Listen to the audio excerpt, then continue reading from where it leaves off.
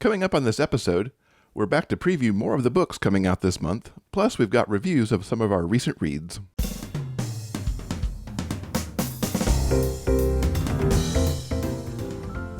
Welcome to episode 327 of the Big Gay Fiction Podcast, the show for avid readers and passionate fans of gay romance fiction. I'm Will, and with me, as always, is my co-host and husband, Mr. Jeff Adams. Hello, Rainbow Romance readers. It's great to have you back for another episode of the show. As always, the podcast is brought to you in part by our remarkable community on Patreon. Thank you to A Warrior Spirit for recently joining the community. If you'd like more information about the bonus content we offer our patrons, go to patreon.com/biggayfictionpodcast. Before we get to this episode's book recommendations, we wanted to give you a quick update on this month's book club episode. I think certain aspects of this summer have been difficult for everybody, and there have been a few unexpected things that have gone sideways for us this summer. And due to some unexpected circumstances, we have decided not to run August's book club episode. But don't worry, we are working very hard behind the scenes to get things back on track. And we promise that we'll be coming back strong in the month of September, and we will be announcing our next book club selection in the coming weeks. All right, let's talk about more of the books that are coming out this month. One recent release is High Alert by Becca Seymour. If you like Australian set romances, this book might be for you. Temperatures are rising for a firefighter who is thrown together with his longtime crush / best friend's brother. And the question becomes, can he resist him? Or will the long, simmering sexual tension they both share finally ignite? Okay, so of course this had me at Australian Firefighter, because why wouldn't it? I do enjoy stories set in Australia, and then you add firefighter into it. Plus, one of my favorite things is the whole getting together with your longtime crush, and then add that extra dynamic of best friend's brother. This has so many boxes ticked for me right here. High Alert by Becca Seymour is available right now. And as this episode goes live, you won't have long to wait for the next story from Avril Ashton. Deming is going to be releasing on August 13, and it's a classic enemies to lovers tale, in this the third book of Ashton's Freelancers series.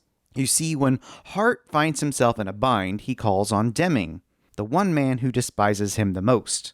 Will a decades-long personal vendetta stand in the way of an attraction that neither of them can deny? Conflict in romance is central for a lot of people, and this one has so much conflict sitting in it. Not only are these two guys who really kind of despise each other, and then you add the whole family vendetta thing on top of it. I don't know how Avril's going to bring these two guys together, but you know it's going to work out really well in the end. Enemies to lover isn't always my personal cup of tea, but if I know one thing about this particular author is that they do an excellent job of really getting underneath the emotional skin of the characters. So I think in this story, she's going to dig deep in that, I love you, I hate you, I love you, I can't stand it, but I have to have you kind of a thing. The big question for me will be, are they going to be like smooshy and adorable by the end, or are they still going to be sniping at each other, but totally in love at the same time? Well, if you're just as curious as we are, Deming is going to be releasing on August 13th. Next up, let's talk about Dawn's Desire by B.L. Locey. When rancher Nate inadvertently digs up some fossils, the local university sends a team of undergrads to catalog and excavate the site. The appealing paleontology professor leading the summer dig just might get Nate to rethink his long-standing romantic moratorium. Love finds its way underneath the big Montana sky in this, the first book of her Prairie Smoke Ranch series. I think we should institute a drinking game in the podcast for every time we now have a book that deals with ranchers, because it's become a consistent element over the last few weeks when we've talked about either things that are coming or guests we've had on the show. Because earlier this week, it was all about ranchers with Jackie North on the show. Well, ranchers and sports stars. We got a couple of them coming up as well. That's true. Sports stars as well. I don't know that I've ever seen a rancher and a paleontologist together. And frankly, we don't get a lot of paleontologists, I think, in gay romance, because it's just not one of those professions that tend to get used a lot. So I'm very intrigued by this combination of people, because they're most likely from very different worlds between a rancher and a paleontologist. And I love V.L. Locey's style of romance anyway, so I think this is going to be a really good read. Dawn's Desire releases on August 14th. Next, get ready for a growling good time, because we have His Patient Bear by Skye R. Richmond. When Nash blows into town, the mayor can't help but notice the bad boy Omega.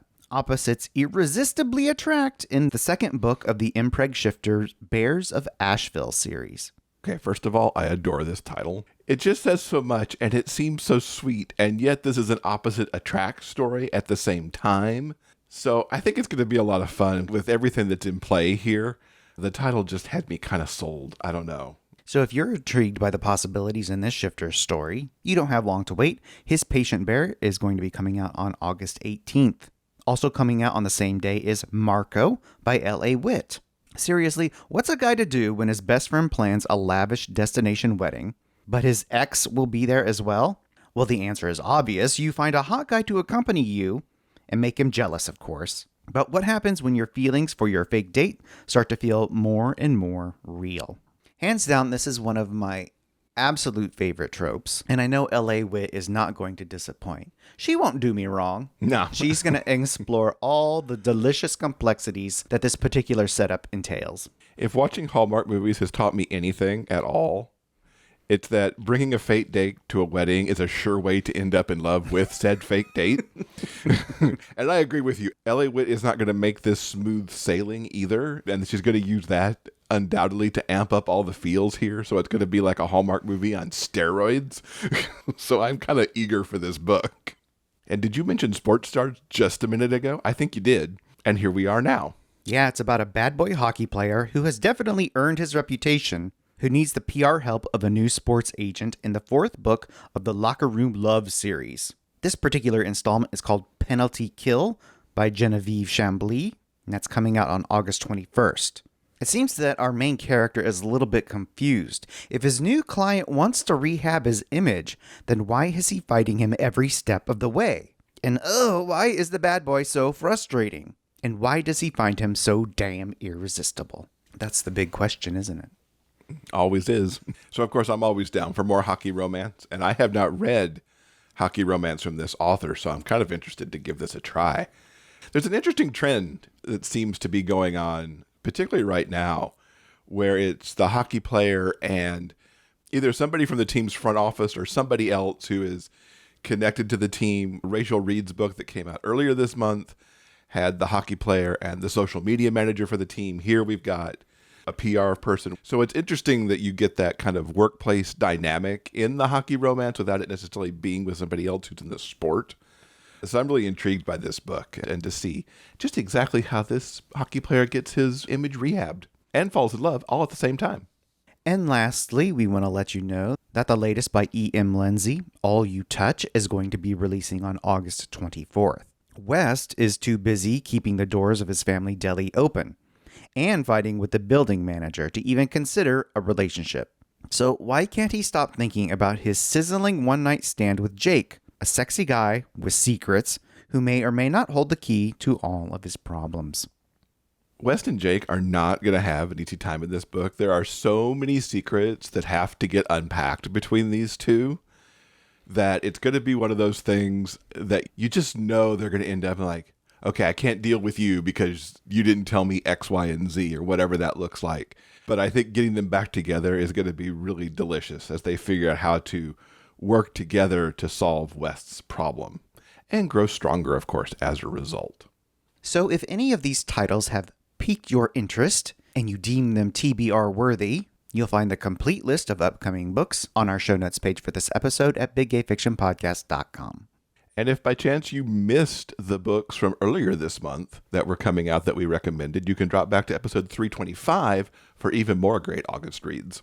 All right, so let's get into some reviews. I want to start off with an incredibly funny Audible original that I recently listened to called Hot White Heist. This is written by comedian and screenwriter Adam Goldman, and it is exactly what your summer needs. It is the queerest of queer takes on the classic heist formula.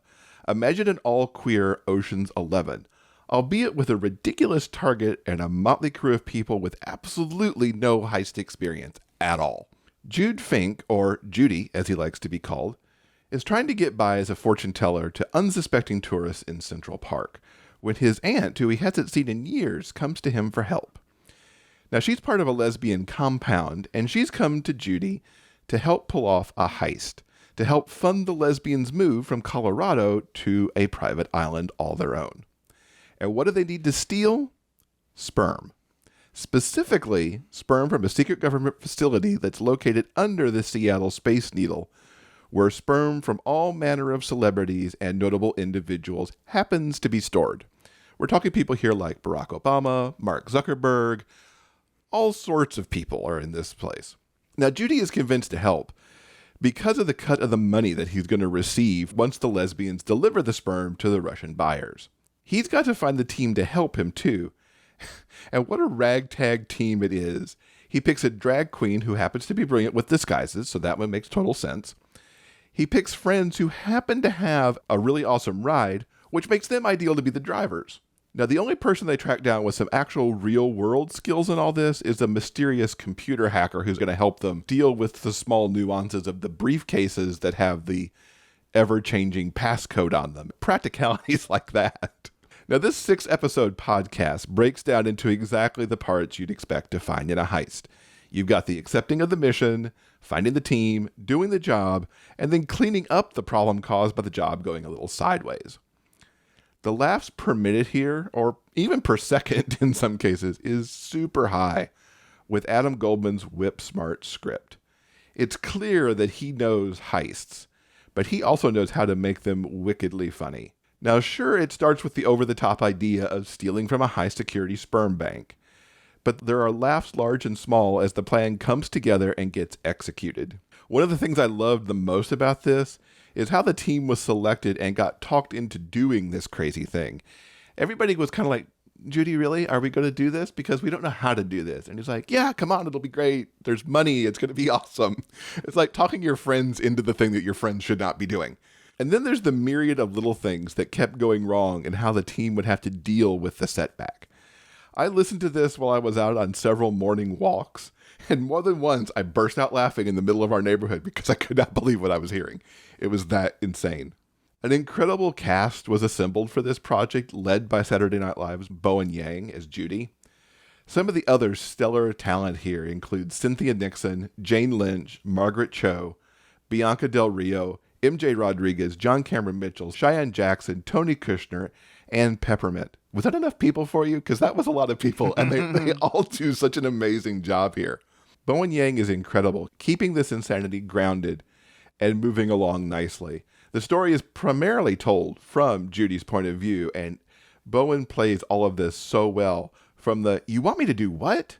To finding his courage to get the job done, even though he's very clearly in over his head. I do want to give a couple other cast shout-outs. MJ Rodriguez, who we adore from Pose, plays the hacker Eve. She is calm, she is cool, she's suave. You could just hear that suaveness in her voice, but she's also got a really nice snarky side as well. She was incredible. And frankly, I would love to see or hear more of MJ as this character. I would totally buy into her adventures as a hacker. Playwright Tony Kushner has perhaps the oddest role here. He steps in to narrate specifically 2 time jumps that happen in the story where like weeks go by. And he actually shows up to say, hey, this is Tony Kushner. I'm here to do this thing to make this time jump. It is absolutely bizarre and yet totally fits with what's going on in this story. And the theme song too, I can't find a writing or a performing credit for it, which I think is a little weird, but you have to hear the song at the beginning and the end of the show because it's one of those songs that tells you everything you need to know. And you'll notice here, I'm not really telling you a lot about this heist. I think you get the idea of kind of the lunacy involved because of what they're stealing and from where they're stealing it. It's really all about the joy of discovery, which is why it's primarily just me saying, this is a really good thing that you need to go listen to. And it's absolutely a hoot. White Heist is an Audible original podcast, and you can download all the episodes at one time so you can just have a seamless listening experience in the Audible app. It's free to Audible Plus subscribers, so you just really need to pick this up for a wonderfully fun listening experience. It's going to be like the popcorn movie that's just inside your ears. It's absolutely a delight. And speaking of wonderfully fun listening experiences, as I mentioned earlier, this summer has sent some unexpected curveballs our way. And while you've decided to change things up by listening to an Audible original podcast, I decided to pick up the newest memoir from John Paul Brammer called Ola Poppy, How to Come Out in a Walmart Parking Lot and Other Life Lessons. And it's in this memoir that the author explains how he went from a run-of-the-mill freelancer in New York City to a Grindr advice columnist. The name of the column?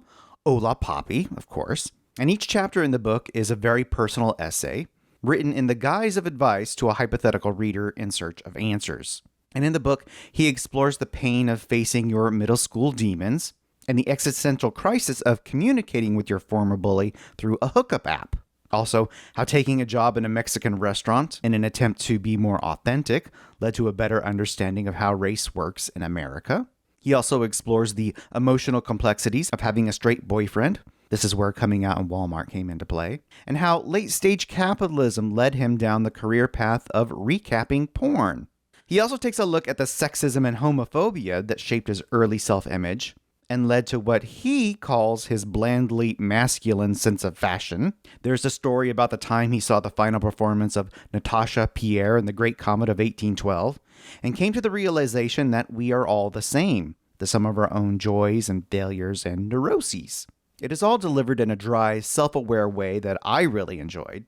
I also found it comforting how he was able to look at his own mistakes, so totally relatable, and uncover small pieces of universal truth. Everything that we go through, and in this particular case, everything that we go through as gay men, it isn't meaningless, it's meaningful, and that meaning can change over time as you learn and you grow, and your perspective on your own life changes. John Paul Brammer has a lot to say and a very funny way of saying it. I really enjoyed the narration of the audiobook. It's great, and really, who better to understand his humor and the history behind the words than the author himself. I really recommend this book, and if you'd like to hear more from Brammer, I'd also like to recommend the June 8th episode of the LGBTQ&A podcast. It's there that he talks about the release of Ola Poppy and gives us the stories behind the stories. It's a really great interview, and I hope you'll give it a listen. I can't imagine a place less likely to want to have a coming out moment than a Walmart parking lot. Yeah, it's like a whole thing. I hope it went well and that maybe it didn't draw too much of a crowd. I don't know. So what else have you been reading? Even among everything else that's gone on this summer, the one thing that I've been able to keep doing is reading. I'm actually ahead on this year's reading challenge I set for myself. I was supposed to hit 75 books this year, which I failed to do last year. I'm 4 books ahead right now, so fingers crossed that I keep getting through the year strong on this. It's not a sprint, it's a marathon. Well, yes, I'm not going to finish my 75 books tomorrow, but it's been really nice to be able to stay in the right headspace to keep reading. And I've taken a book from one of your favorite authors and finally gotten to dive in on the Jayce Ellis bandwagon. Now, you've been the one who's been reading Jayce's books so far and talking about them here on the show. And I got my chance to get in on the action with Learned Reactions, which is the second book in Jayce's higher education series. I totally get what you love so much about these books. From the beginning, I wanted to know everything about Carlton and Dion. And even more, I wanted to join their friends in trying to knock a little bit of sense into these two to get them out of the friend zone that they've been in for some 20 years. Dion's looking forward to his sabbatical from his teaching gig, and that time starts off by going to D.C. for homecoming celebrations where he will see his longtime friend Carlton. This is a guy he's been wanting a relationship with since they hooked up during college, and in the aftermath of that hookup, it was decided they were better off just being friends. Indeed, they are the best of friends, even though both of them want more, and it seems that they always have. These two are not great at communicating their feelings. We like nice guys who talk. These two talk about everything but what they should be. Now, homecoming has more in store than just catching up. Carlton's already taken in one of his sister's kids after she passed away. Trey lived with Carlton during his senior year of high school and only recently headed off to college. Now his niece Olivia has turned up on his doorstep because she cannot live another minute with her grandparents, who are Carlton's mom and dad, because these two are just too restrictive. Carlton totally understands that situation, but at 14, Olivia is a good ways out from college, and Carlton's parents demand that he has to either adopt Olivia or send her back to them since they are her legal guardians. And frankly, they don't think Carlton will follow through on that adoption. And while Carlton does think it through, It doesn't take him long at all to be all in for Olivia.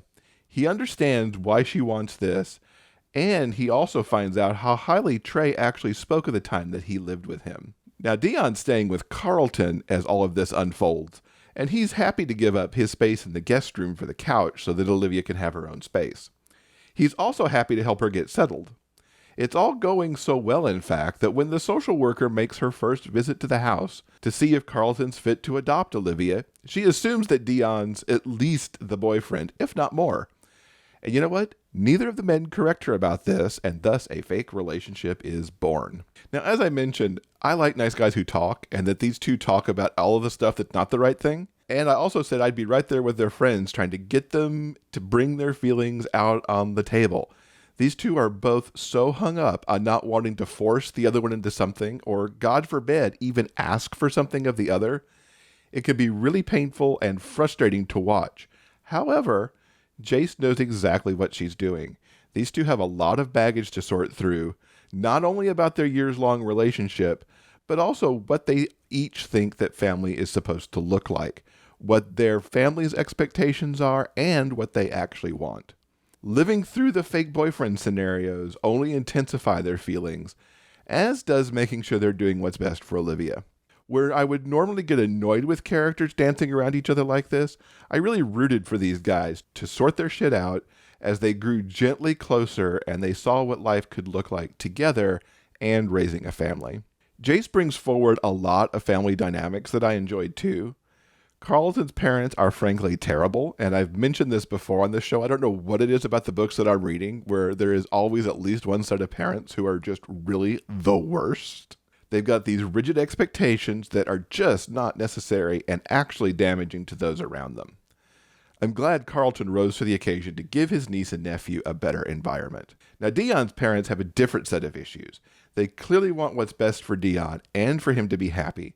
However, they project a little too much of their version of what that looks like without always listening to what he wants. Then there's Trey and Olivia. What wonderful kids these two are. Olivia needs to be in her own young adult spinoff series because her take on the world and how she moves through it are absolutely wonderful. She wants to be a wrestler. This was one of the primary things that got her out of the house. She wants to wrestle in high school, and her grandparents would not have it.